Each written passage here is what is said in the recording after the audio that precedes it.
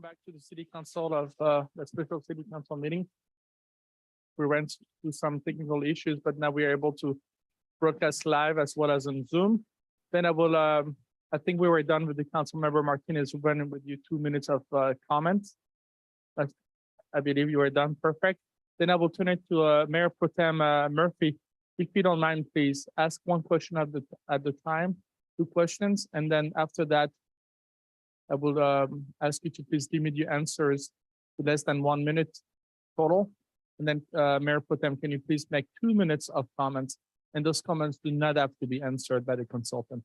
Thank you. Please go ahead, Mayor Pro Tem. Good evening. Great. Good evening. Thank you, Mayor.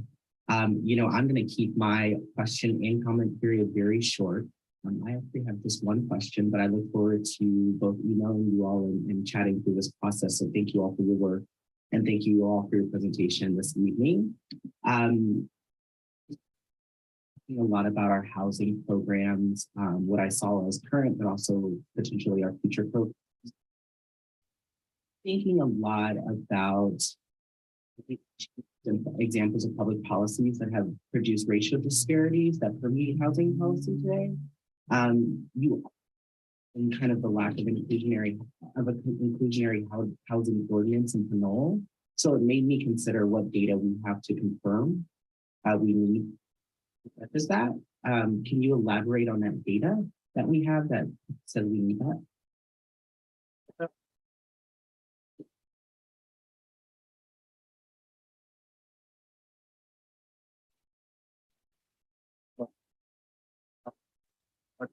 Of below market rate or affordable housing. So it's, again, there's no hard criteria for that. It's just some communities do it, some communities don't. So one of the tools available to you. We'll note that if if there's a certain percentage of required affordable housing, it sometimes does require a financial analysis to determine that requiring that housing doesn't actually deter the construction of even market rate housing. So you need to make sure that if you do an inclusionary housing environment, that the inclusionary portion of it is feasible without constraining overall housing production. So usually there's a financial analysis that would be done separately to measure that. That would be a technical. Or just identifying that general approach as a tool. Yeah, and if I could also jump in here to add some to that answer for Mayor Pro Tem. The city actually does already have an inclusionary ordinance. We require 15% of the proposed units for units, 4 units and greater, be affordable to low and very low income households. And so what Dan might be referring to is the ability to look at potentially increasing that affordability level and making it higher. Okay, I thought maybe we were to get that clarity.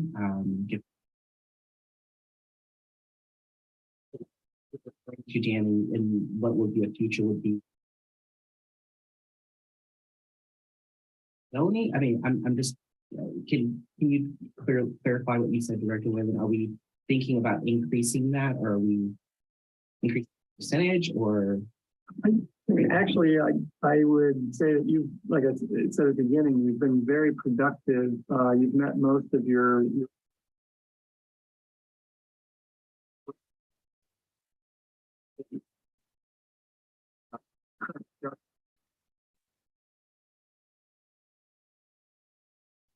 would expect that you're going to meet that. If anything, would be the short answer. If I could also add just one more, Mayor Pro Tem, and just my experience in the short time that I've been here with Pinole, I have noticed that moderate income housing is one that is lagging behind. So potentially we could look at, through the inclusionary housing ordinance, modifying the percentage of moderate housing, and that might get us that target, reach that target quicker. Gotcha. Hey, can you just help me clarify this Is a little. Okay. Never mind. We're having fun tonight with this technology. But quickly, and this is my last question. In this current process that we have formulated, have we or will we be conducting a racial impact study to determine the effects of city housing and land use policies on communities of color in this implement? Question. I don't know if we would do a racial impact study per se, but there's, as I mentioned, this affirmatively furthering fair housing chapter. Race, but race, ethnicity, income, disabilities, looks at a whole range of maybe protected classes and categories, and tries to make sure that there's equal access to housing. So there is a whole chapter. It's typically 45 to 50 pages worth of analysis, a lot of different maps to kind of look at where housing is, and try to make sure that what is being provided is equitable.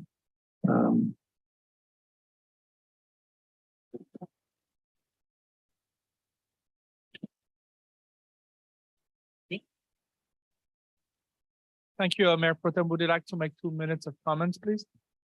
No, I'm good. Thank you, Mayor. I'll let Thank you. I will then move on with, I believe, I just want to confirm that Councilmember Cave is not with us tonight. Is that correct? That is correct. Thank you. Councilmember Thomas, good evening, ma'am. Good evening. My first question has to do with the portion of the census tract that meets the qualifications for an EJ community. Do we know what that population is? Off the top of my head, I don't. The census tract itself is very large. It's comparable to the census tracts in Pinole. It's significantly larger. If you give me a moment, I could pull the.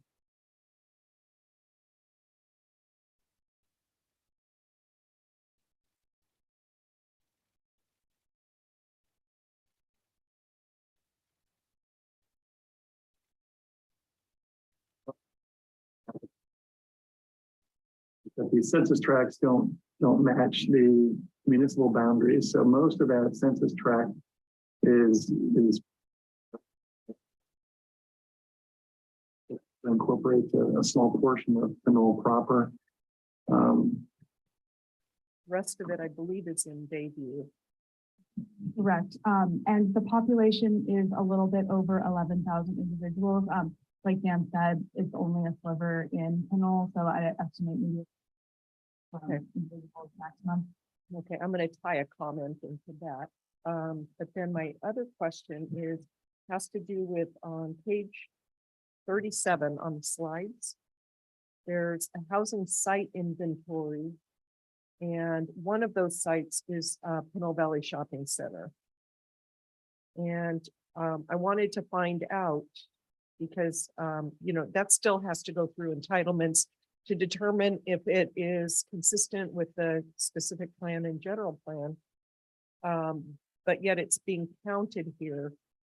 And I'm wondering what the impact is. I'm not going to comment on the merits of the proposal. I just want to know, what are we looking at as far as how many numbers are being proposed to meet our RHNA number of 500? And do we meet it with or without it?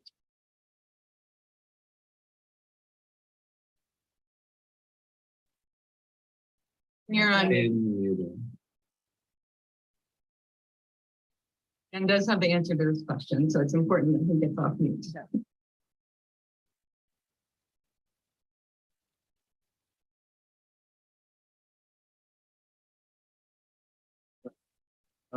Is that the site with the Kmart on it? Yes, it is. Okay. Yeah, that's a site that's pending, so we included that as one of our ones under consideration.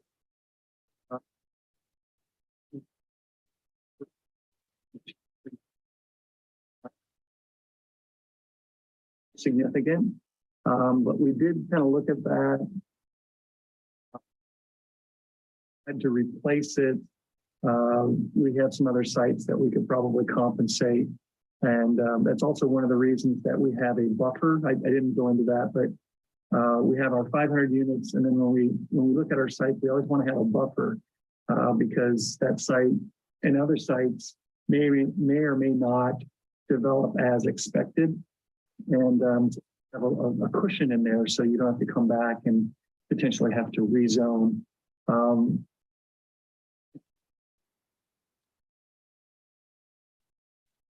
Find a couple of additional sites.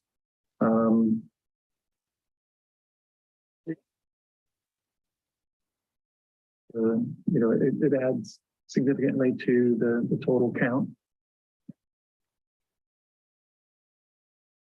I'll leave it there. Thank you. And then on my, I'll just go into comments. The statement about folding in the health element into the environmental justice element, I would think you might want to consider doing it the other way around. And the reason being is that the health element it really encompasses the entire population of Pinole, whereas the EJ element encompasses a much, much smaller population. I don't think we have to have an EJ element. I think we have to address EJ policies. And, so that's my comment. I'm not looking for an answer. But I just wanted to state that, it seems like the policy that's going to impact the greater population should be kind of the main element. So those are the only comments I have, and I wanted to thank you all for the presentation. Very complete.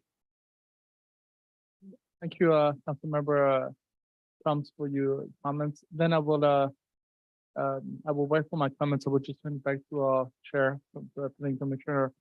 Her. Great, thank you very much. And we'll follow the same pattern with 2 questions with response, followed by 2 minutes of comments. And let's start with Commissioner Benzuli to my left. Thank you. I only actually have one question. I think for the beginning slide, the water supply is one of the main concerns that came out of the public feedback, as well as drought being one of the main natural concerns for natural disaster. Are those, and then obviously the wildfire component also is another concern. Are all those kind of interrelated or dependent? Is it related to just the infrastructure of the city with the water supply, or is it related to drought and not having enough water to fight fires? Are they not related or related? Work understand a little bit more of how they're working together, or if there are any things that work together. I can take that question. Yeah, and all these items are definitely related to each other.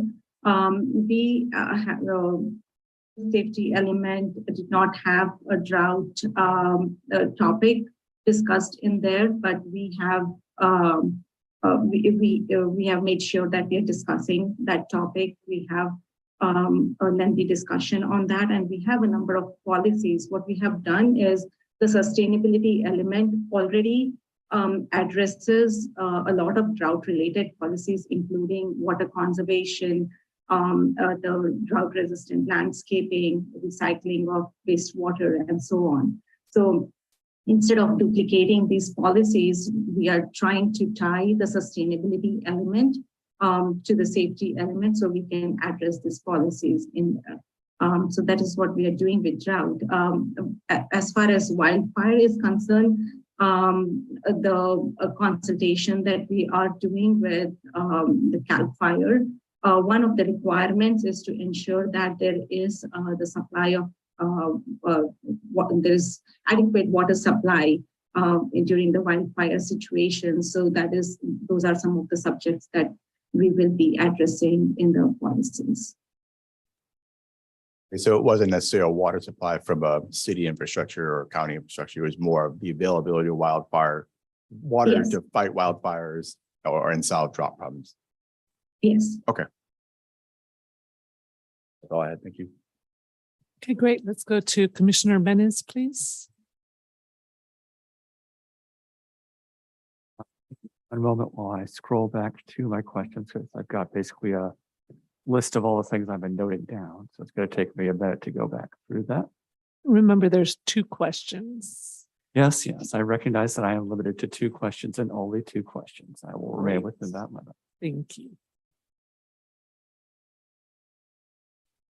So my first question is with regard to housing. I noticed that on a comparison between the existing housing goals and the likely draft housing goals, so slides 40 and 41, that goal number 5 in the existing goals, energy efficiency, conservation, sustainable residential development, seem to be basically removed from the 6th cycle goals. And I was curious whether that just was primarily falling under the sustainability element or whether there were other sub elements that showed up, because looking through the subsequent slides, it didn't seem as though sustainability, energy efficiency, and so on was explicitly flagged in any of the various sub-programs of the later slides. So slides 43 through 47, I believe. So that's my first question. Commissioner, it doesn't mean that we're going to remove those, but these are kind of the main headings that we're generally going to organize around. There's probably other, we try to tuck them in there. They don't always fit into those categories. There's probably technically a 7th category, which is usually education. Sometimes we, or we'll just kind of grab them all because of how we promote and educate all of these programs out to the public and stakeholders.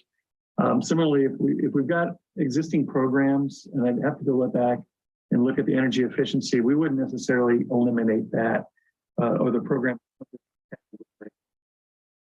It's possible we may just add another category and include that. So I'll kind of have to go back and look, and I could look it up to see what our initial assessment was, but I don't think we were eliminating those unless they were programs that were kind of finite. We're gonna do this by Thursday, and Thursday came and went and we accomplished the goal. We would eliminate that. Yes. And to that credit, we were kind of chatting earlier about that. So would be, encouraging their units energy efficient, which helps saves energy, but also helps save costs and make housing more affordable. And specifically with energy efficiency, that is one of the program address to satisfy HCD. So it won't go, it won't be eliminated. Sure. All right. And then my second question sort of ties into a few questions that have been brought up with the affirmatively furthering fair housing and how that ties into objective versus subjective elements. If I'm recalling correctly, you discussed that basically a lot of how you're defining the various standards for affirmatively furthering fair housing and so on and so forth is done through basically getting community input, people that actively reach out to you. But I'm concerned that a lot of the time, the very groups that you would want to address through a program like affirmatively furthering fair housing may be less engaged, may have less access to the ways to reach out to your group. So my question is, I know that at the first online workshop, there wasn't anybody that was using the non-English channels. Was there anybody doing that at the second workshop? And more broadly, have you had any input from the community from non-English speakers? I can address that. So we did not. Also on our community survey, we have a question, which is the primary language in the home. And some respondents indicated that English is their secondary language. But the following question was, any responses requesting translation. We're trying to reach out to, make sure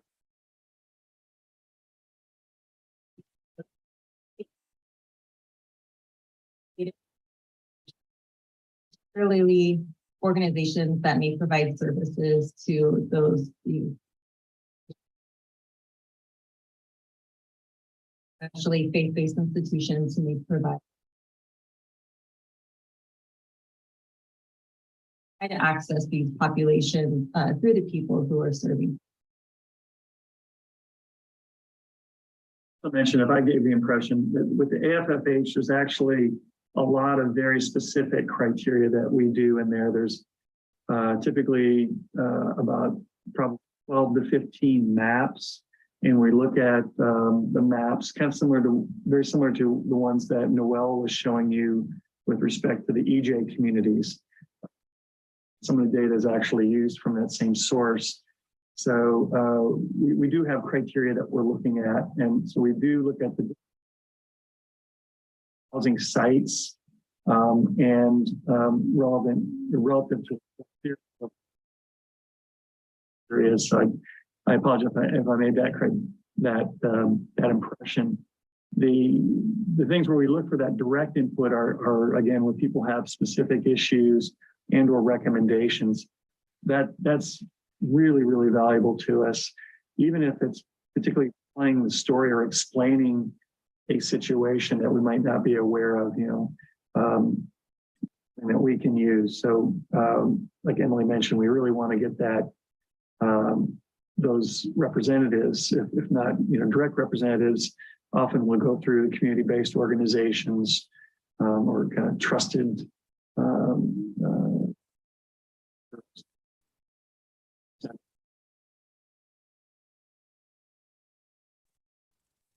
each in particular does have a lot of particular criteria.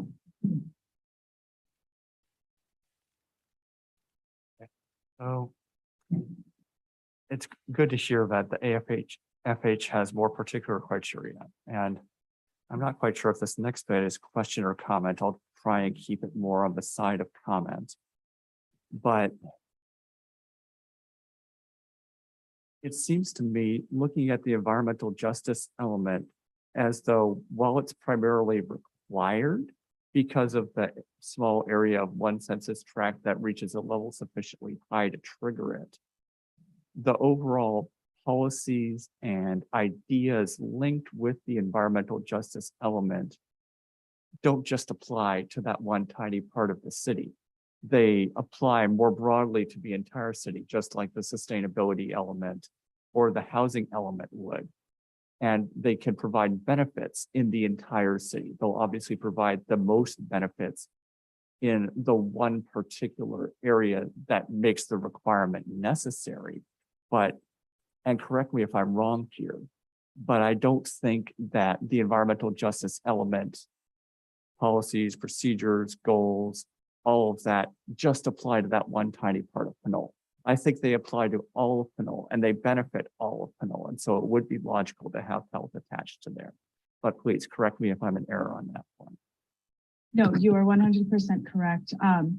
Things like linguistic isolation could potentially occur outside of that particular census tract, and therefore our policies with civic engagement to make that more accessible would apply city. So that's just one example that I've been using, but it is our hope to both bond to the specific community and encompass policies that apply citywide. Great, thank you. And I'll wrap up my comments there. Thank you, Commissioner Menes. We'll go online to Commissioner Current. Please make sure you unmute yourself. I will. Thank you. Yeah, I kind of want to follow up on the question that Councilwoman Toms asked about the Kmart shopping center. And it is that, will you be looking at other opportunities in other shopping centers or for housing?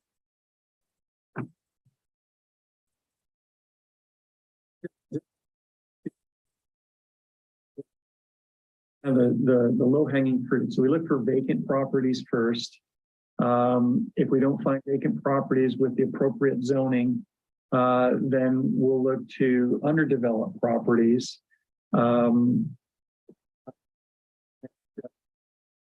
Developed can be shopping centers. They often have a lot of parking areas that aren't really being fully utilized. You use those prime spaces right near the door.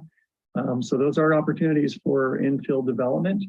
It may not even be shopping centers. It could be any site with, large land area or relatively underdeveloped land. Shopping centers, we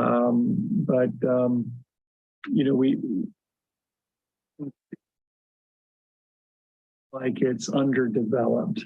So if it's an older center that's struggling or there's a lot of vacancies, that might be an indication that that site might be something that might redevelop within the next 8-year period.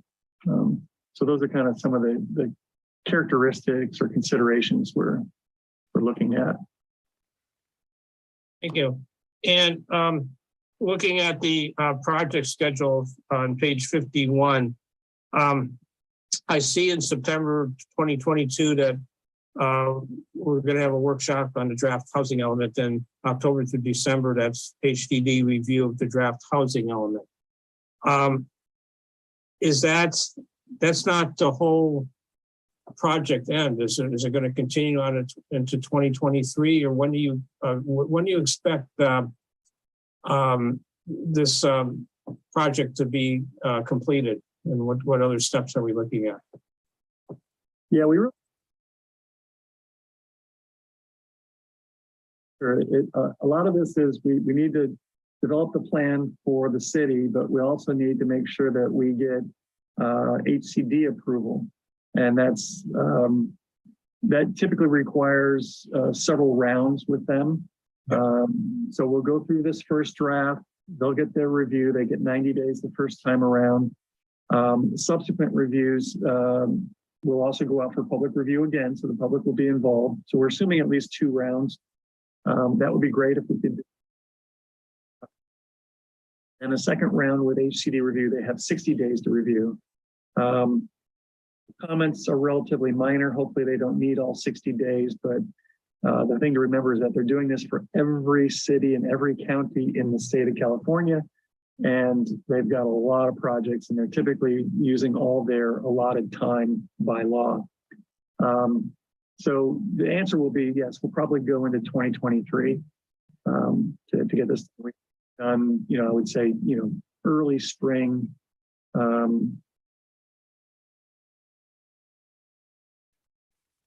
April would be the goal. Thank you. And my comment is, when I was looking at the charts and the health and safety element with shake potential, and there are a couple of charts that I wasn't really sure about what they really meant. Because with shake potential, it says that the red area is like 100 to 110%, and the yellow area is like my eyesight's failing me, but it's like 130 to 140%. And I've always been conditioned to look at red being more serious than yellow.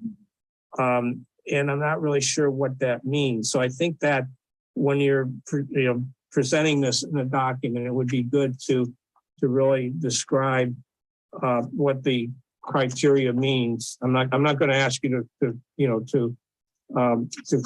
elaborate on that now. And it's the same thing with the social economic score. I think it would be imperative to actually include an understanding of what the criteria is, how it's developed. I don't need to know that now, but that's my comment. But I'm kind of excited to see what transpires. And thank you for your presentation. Commissioner Current, Vice Chair Martinez.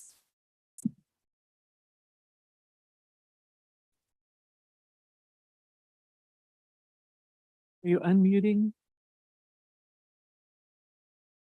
Thank you. Appreciate that. Give me 1 second here because I do have a couple of questions.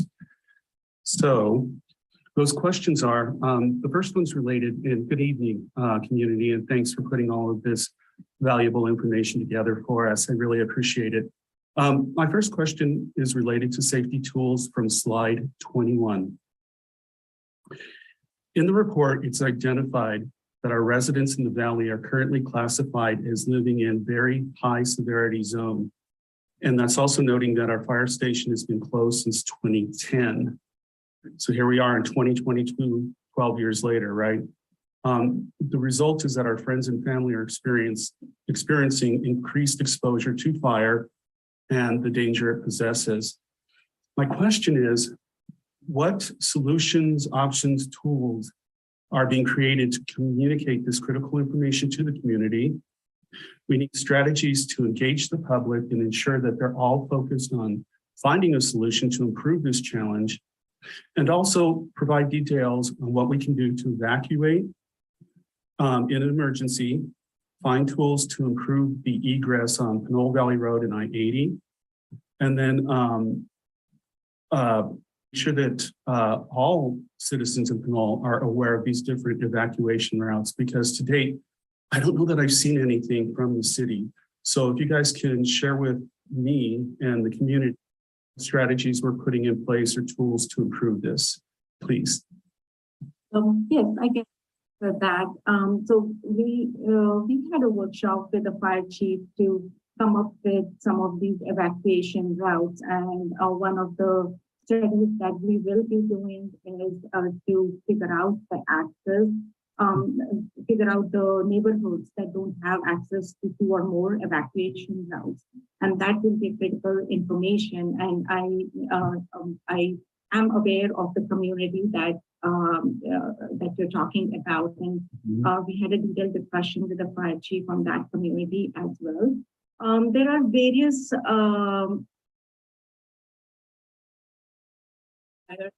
wants to see in the safety element, and will go through the CAL FIRE approval. Some of those need to make sure that we include our the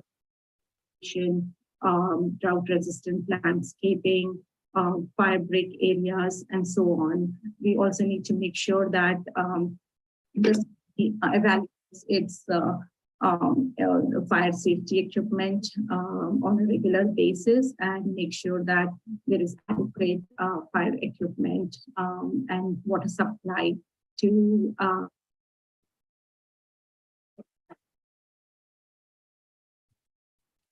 along with that, we have a number of other policies that are that the CAL FIRE definitely wants to see. Excellent. My second question is related to the housing communication tools on slide 36. So as we all know, the Senate bills and RENA requirements are mandating that Pinole streamline housing projects and remove traditional tools that we had on our builders, or maybe requirements of the builders is probably a better way to phrase that. My question to the team is, what tools do we have to educate the community on the California housing crisis, the new Senate bill and RENA allocation requirements? And as part of this, I think it'd be beneficial to educate the community on the latest RENA financial affordable housing tiers, the very low, medium, and above moderate income levels. Because I get the sense when we're working on these projects that we have a number of people that are making the assumption that when we have affordable housing, that it's bringing crime, traffic, and all these other things to the community. And we've seen this on social media from next door, and there's just a lot of misinformation. And especially with the Pinole Valley project, which is the Kmart project. So we need the tools to ensure that we're better partnering with the community, making them aware in this community that Pinole is one of the 5th most communities in all of the state of California, or at least in the Bay Area, to my knowledge, and tie this into how do we partner to bring all of these new families and friends into the community, sure that we're doing it in a thoughtful, concise way. what tools do you have to help us with this? Thank you. Shot at or start at that. One is, there was kind of a lot of components to your question, but education. Again, all this information from this workshop and the prior workshops will be recorded or is recorded already and then posted to the city's website. So we can direct people there to get information. If there's other sources that people really want, we can provide them. Also, when the actual draft housing element comes out, you're going to get more information than you could possibly want. There's all the tables and charts and things are in there, and it explains a lot of that. So people can, if they really want to dig in, there's plenty to review. So hopefully that'll be very well explained, in the document itself. These are really snapshots, like those maps we talked about as well. They don't have all the explanations and everything that they would have in the context of the full reports. Slide 36 helps understand what that means. And the number that goes behind that one in particular is what's the area median income. And, it's a household of 4. That's kind of what we use. That look at, single, 2-person, 3-person, et cetera. But we kind of look at a household of 4 and use that as a reference point. And so a household of 4, $125,000, nothing to sniff at. That's actually pretty good income.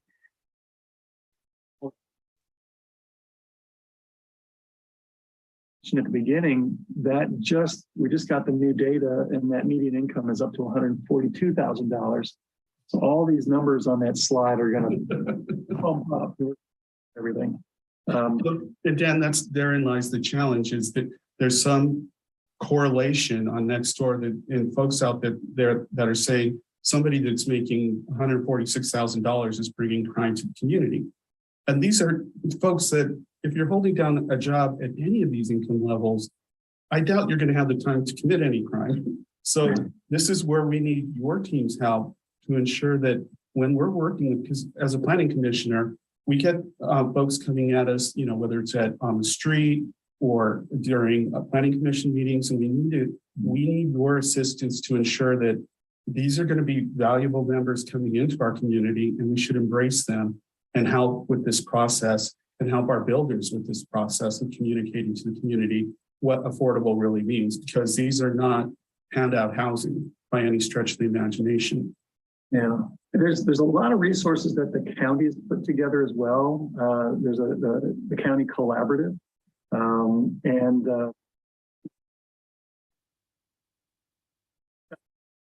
I believe they do have some kind of educational benefits of housing, what it means.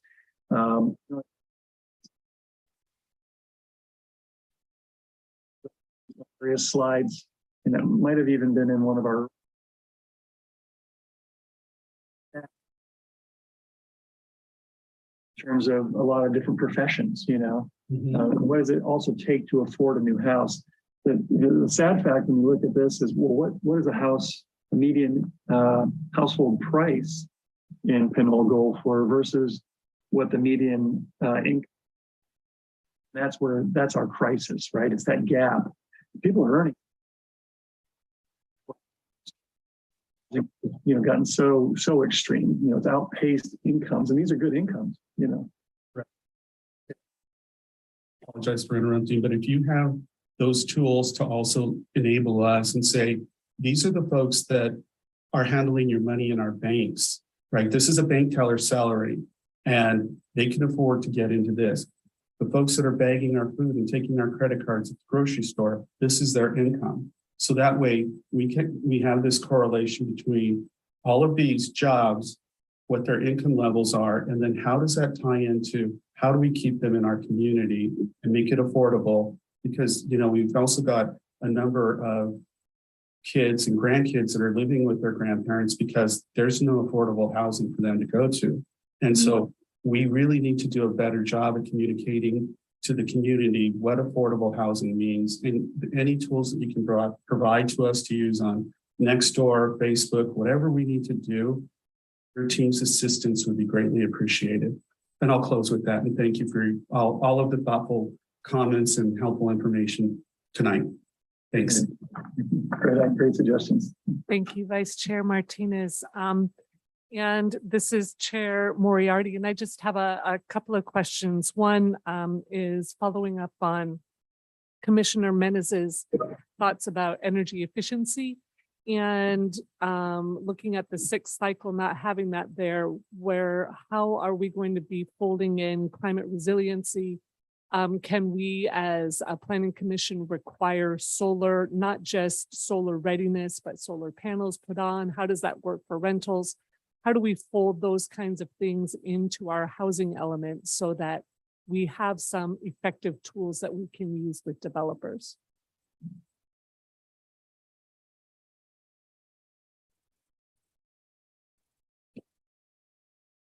So for me, if you could just say it again, that'd be great.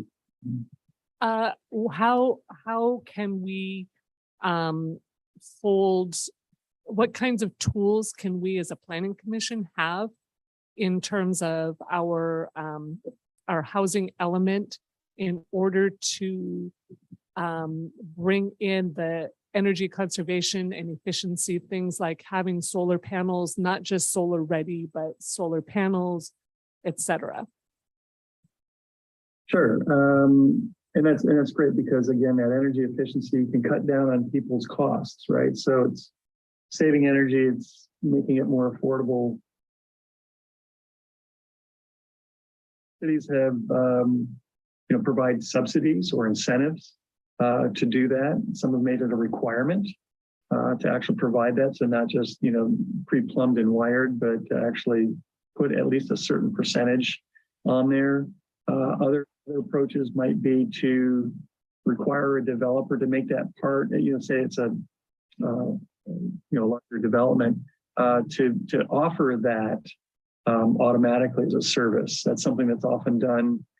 Some communities have done similar with offering units that are designed to accommodate disabilities. And so there's a variety of different tools that could be done, from incentives to requirements.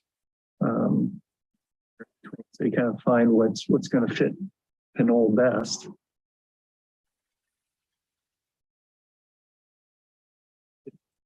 Something worth looking at, and there could also be educational components where the city could help be the mediator or the connector between different other programs that provide assistance and funding, and just helping put the works together with the developer to get that efficiency improved or higher. It's all right. It was a clumsy question, so thank you. My second question is, if we were to assume that the Pinole Vista development happens and we have only 81 units of housing that are necessary over the next 8 years, according to our arena numbers, just for the community, if we have met our arena numbers, do we still as a community have a responsibility to provide more housing, and are we still subject to the same Senate bills and the same requirements that are all there? Once you meet your one, that's fantastic because few communities ever get there. So you're way ahead of the game. But once you do, then you're free of any of the penalties and the restrictions. You're eligible for all your grant funds and assistance from the state. Jail card. I think morally, to meet the needs of our community. That doesn't mean your needs or for housing ends. That's just that you've met that particular goal. So I think you're going to meet it, which is fantastic because it's better than most communities, frankly. But more housing, that serves your community well and allows you. This is Veronica, if I can actually supplement that. RENA is actually considered a minimum, not a maximum. So if you've met it, you still are subject to all the requirements that you must make the development environment to be feasible for additional housing to occur. How much that is based on the market. So you're not, on the hook of a specific number. However, you do have the obligation to make sure that you don't have development constraints, that you don't have, that you're mitigating the rules and regulations that your local jurisdiction and act may consider to be constraining. So to some extent, you still have to meet a lot of the requirements of the housing element law, but you're not obligated to provide above and beyond, but you cannot constrain it because RENA is considered to be a minimum, not a maximum. Requirements that continue to apply for sure. Sure that we're removing those constraints and still providing a certain process, fair process, still enforcing your fair housing laws and assisting community members. So that doesn't go away, but the housing production, yeah, you've met your minimum.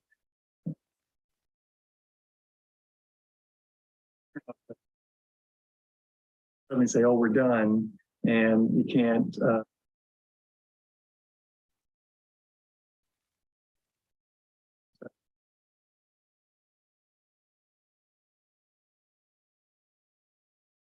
Okay, thank you very much. I'll pass on to Mayor Salimi. Thank you, Chair. Thank you again for your presentation. I've got a quick question related to what Commissioner Martinez just stated.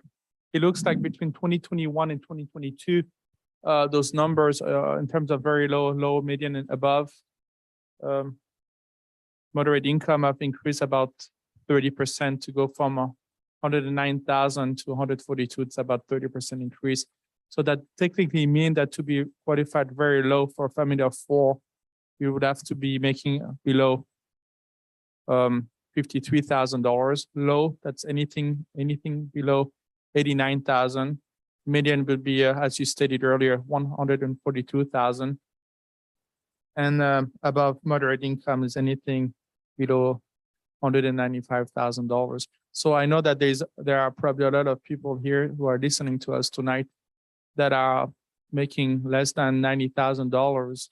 And according to the new statistic and definitions, this is qualified as low income for a family of four people. My question to you is,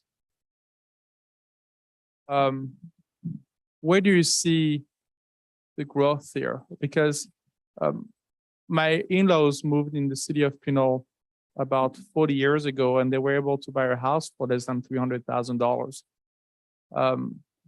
The people of my generation who went to school with me, who did not buy a house 10 years ago, cannot afford living in Pinole just because the houses have become so expensive. So they're actually moving outside of the Bay Area. They're going to Vacaville. They're going to northern part of the Bay Area where their houses are actually more affordable, and actually they have a great school district. So as the prices are increasing, where do you see us being in the next 30 years in terms of demographic? Do you think that it's going to be less and less young families moving to the city of Pinole, and are we going to be in a position that we're going to have a negative growth, or a growth that is not as consistent as it used to be because of the cost of living and the quality of schools?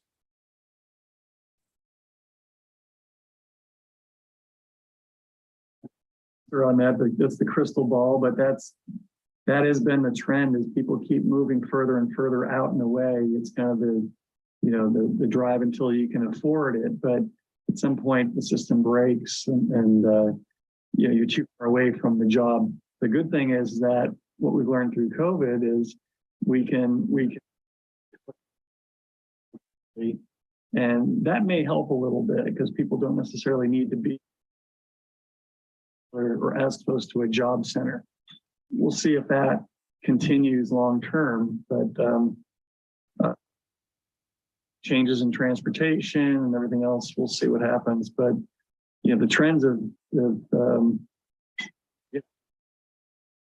are to kind of build our way out. Unfortunately, we went through several decades where we just weren't producing anywhere near as much as we needed, and we've got this tremendous backlog.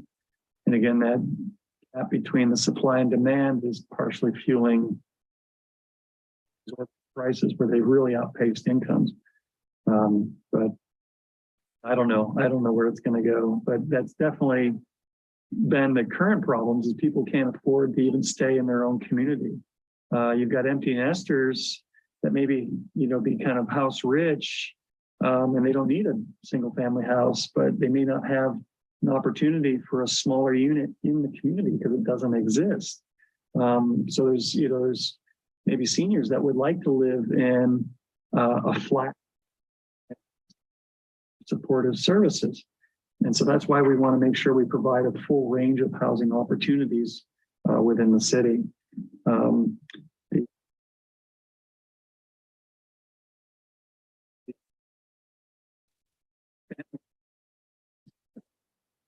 Seniors might have a hard time. So that's why it's important to provide that variety of housing, that having those choices of different housing types allows that internal mobility. That's just, you know, even having those choices of different housing types, they still may outpace the incomes. Some of the accessory dwelling units, that's a really effective tool. You know, you're not going to have necessarily thousands of those, but they do help the needs. That they help for small households. They make work great for those seniors, and the seniors can then rent out the larger single family home to a family who really needs that space. Likewise, they might rent out the accessory unit to a young student or a young adult, and that provides some help around the house and some security and comfort to have somebody else nearby to help out with some chores and maybe. So, you know, we're doing what we can. Optimistic, but right now it's tough. It's a very tough market for sure. Thank you. And finally, do you think there's any type of policy that the city should be implementing to attract young families?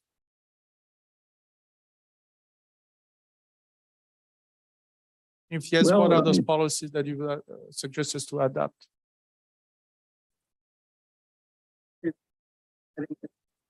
Housing perspective, sure, you want to have those young families, you know, they contribute a lot to the overall health and vitality of a community as your future, right?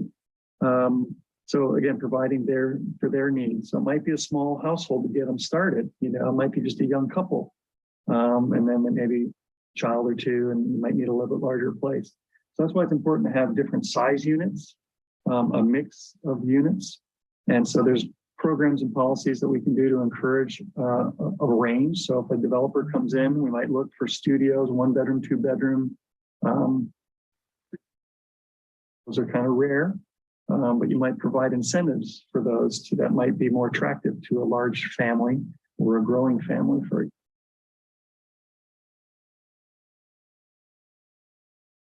Excellent. Thank you so much for your presentation tonight. I think that concludes all our questions and comments, and I will turn it back to City Council to ask again every single council member if there's any specific directions or recommendation that we want us to provide tonight besides receiving the report. Councilmember Thomas. No, I just want to thank staff and the team for putting this information together for us. Thank you. Mayor Pro Tem Murphy.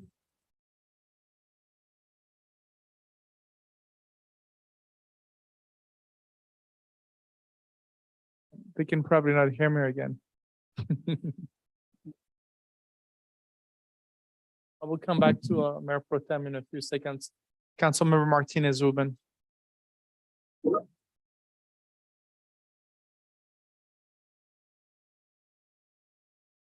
presentation. I do want to see and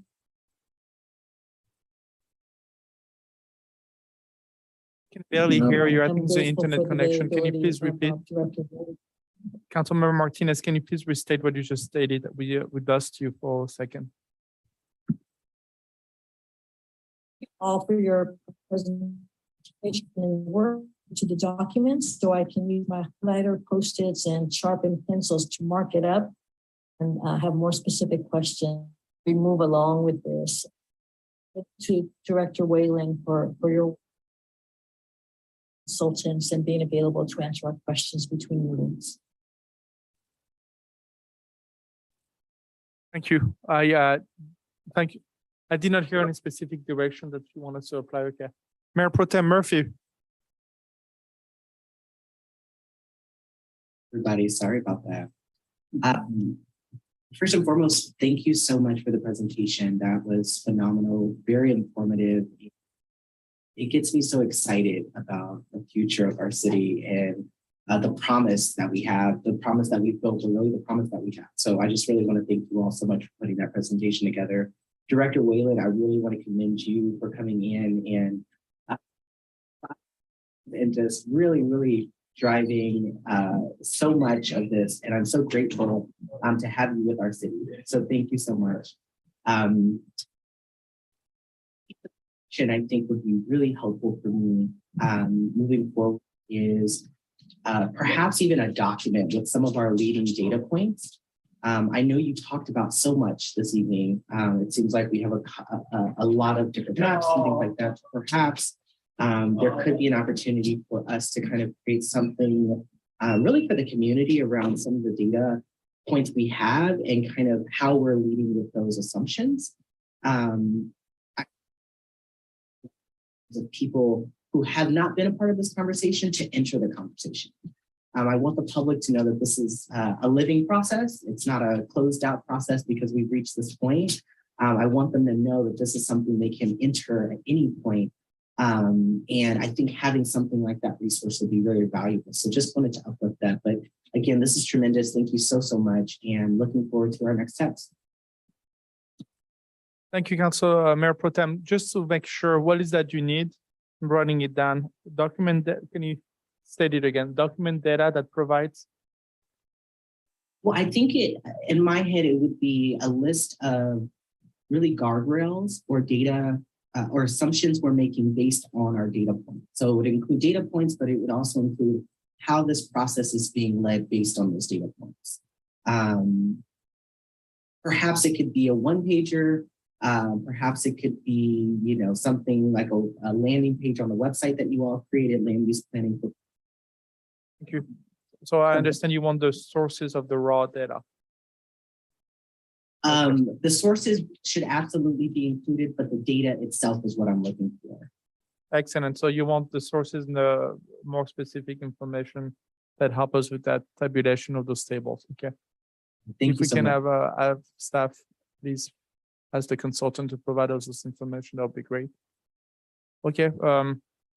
Anything else, Mayor Pro Tem? That's all, Mayor. Just to thank you to everybody involved. Okay, that's excellent. Thank you again, everybody, for that excellent presentation. I think the only request I would ask is to, if we could actually implement a policy that would invite young families to come to the city of Pinole. And I think some of those policies will be related to the size unit, the mixed unit, and incentive for large families. I don't know exactly what that policy would include. But that would include anything that will welcome young families that are looking to establish Pinole as being their town and the place they would like to spend the next 30 to 40 years. And this is mainly because housing has become so expensive and we are in such a competitive environment. And I would like at least to give the opportunity to the people who grew up in the Bay Area to be able to live in the Bay Area. I don't want to lose them.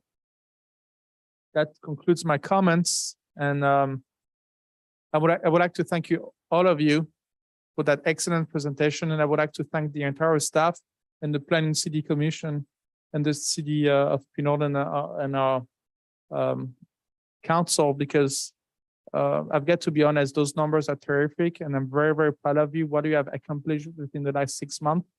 We have had more housing approved within the last 6 months that I believe we have had for the last 10 years combined.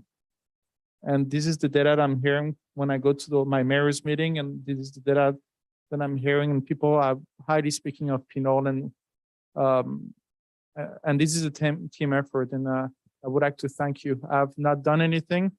All the hard work comes from you, David, and from everybody behind, and Justin, and our city manager, and I'm sorry, I don't want to start naming everybody, and obviously Lily and everybody else, and Archanina, all our consultant. That's great, and I think my sentiment will be shared with everybody here tonight. That's all I have to say. I will be able to adjourn the meeting, but before I do so, I just want to give an opportunity to our planning manager to say something before we are done. Mayor, before we go to the planning manager, we do have one public comment on Zoom. I think we closed public comment. I started with public comment in the very beginning. We did, but this person wasn't on at the time. Go ahead. Planning manager. Thank you, Mr. Mayor. I'd just like to thank everybody. This has really been a team effort, and working with the consultant staff, they did a great job of putting this together and working with them. So, and I want to thank the Planning Commission for being involved as well, because it's going to be, because we're going to get to see all those things first. So we'll make sure we keep everybody involved, and as the process keeps going. So thank you very much. Thank you. And I would like also to give an opportunity to our chair, Planning Commission chair, to conclude and say something. No, thank you. This has been a very good commissioner and council collaboration, and I hope that we will be able to have more one-on-one interactions in the future, that we can discuss the future of Pinole and think about where we're headed as a community. So yeah, thank you, and thank you to staff and to everyone who's been here and consultants throughout the whole works. So thank you. Excellent. Ms. Wallen, before I'm done, I'd like to give you the opportunity and the consultant to conclude something very quickly, and we'll close that item. Please go ahead. Sure. Thank you, Mr. Mayor.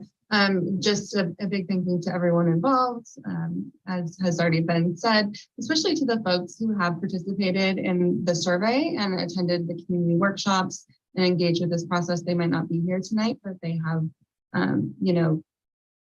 provided their input to the process. So thank you to those folks, and thank you to the folks in the future that will be taking the survey and giving us your input. Thank you. Please go ahead. If our consultant can add something, I don't know if they would like to conclude or.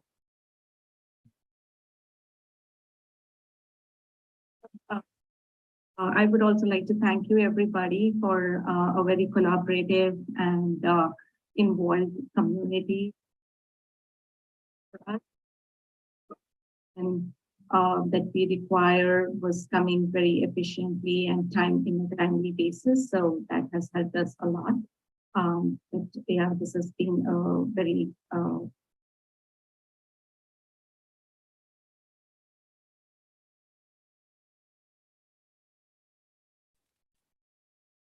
questions and great suggestions, keeping us on our toes. So it's going to help us build a better housing element and safety element and EJ element.